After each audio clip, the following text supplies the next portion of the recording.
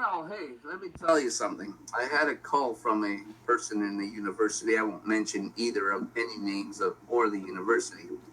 But when you're being forced and you're being told, and as a matter of fact, when you're actually being trespassed from the university for no lawful reason, you have to make a stand here. And I'm glad this person is taking a stand. And thank goodness for that, because they will stand for everyone. We have So the Genetic Non-Discrimination Act of 2017, it says prohibitions, and it is prohibited for any person to require an individual to undergo a genetic test as a condition of providing goods and services to that individual, entering into and continuing a contract agreement with that individual, or offering or continuing specific terms or conditions in a contract or agreement with that individual. So, refusal to undergo genetic test. It is prohibited for any person to refuse to engage in an activity described in any paragraphs 1A to C in respect of an individual on grounds that that individual has refused to undergo a genetic test.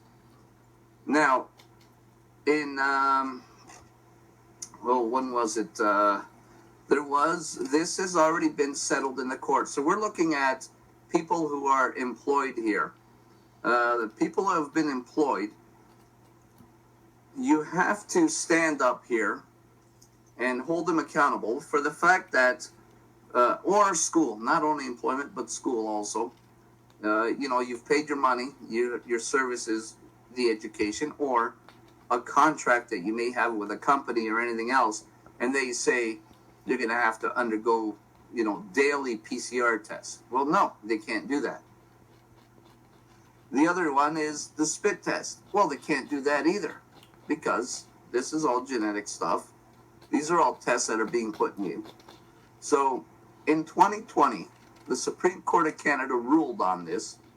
It's illegal. It's unlawful. They can't do this.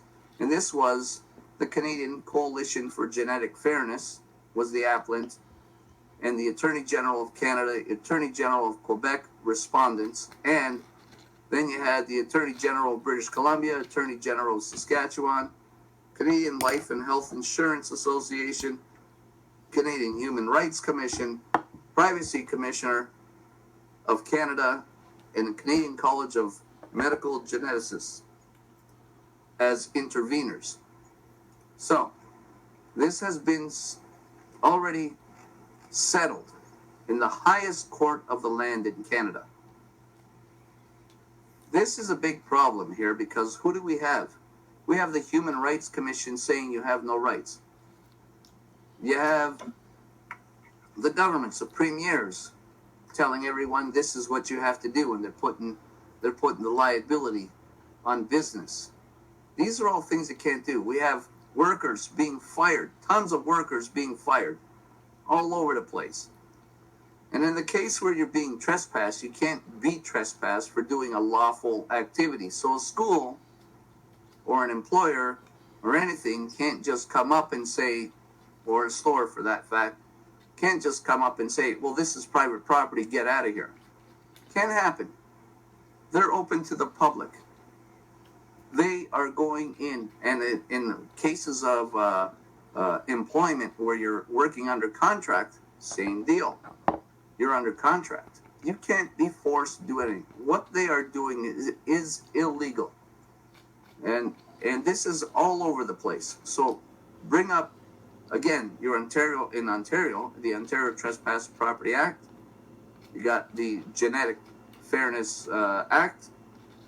You also have the Constitution, Section 2, or in the Charter, and you also have Section 7 in the Charter that this is violated. They're not private property. Schools are not private property. They are government, period. So the Constitution applies. Maybe in a store that may not be government because they are a private business, but does not give them any excuse to go and do this to you. And again, always get the case laws. So the Supreme Court of Canada is excellent case law, and it's very recent. The Ontario Trespass to Property Act is great, and you can use the case law of Bracken versus the town of Fort Erie. I came across a case, an individual I was speaking to. They were actually trespassed because they stood up for themselves and told them, if you're going to push this on me, I will sue you, and I will sue you personally. And that was considered a threat, which it is a threat, but it's not a threat that would require a trespassing. So this kind of stuff, it's illegal unlawful on so many levels, it's not funny. And for them to go ahead and do this, it's now a collateral attack on the Supreme Court of Canada's decision.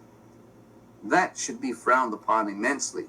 And these government crony dictators that we have as premiers, and I'm sick and tired of hearing the Honorable Doug Ford. He's a dishonorable piece of garbage, Doug Ford. Oh, and yeah. That's how they should be labeled, and that's what their title should be, the dishonorable Doug Ford, and every other premier who is pushing this garbage. So that's what my bit is, and everyone needs to stand up here and they violate the Federal Privacy Act. So these are all things that you need to stand up and push back with. Okay, Stefanos, I just, when you were talking there,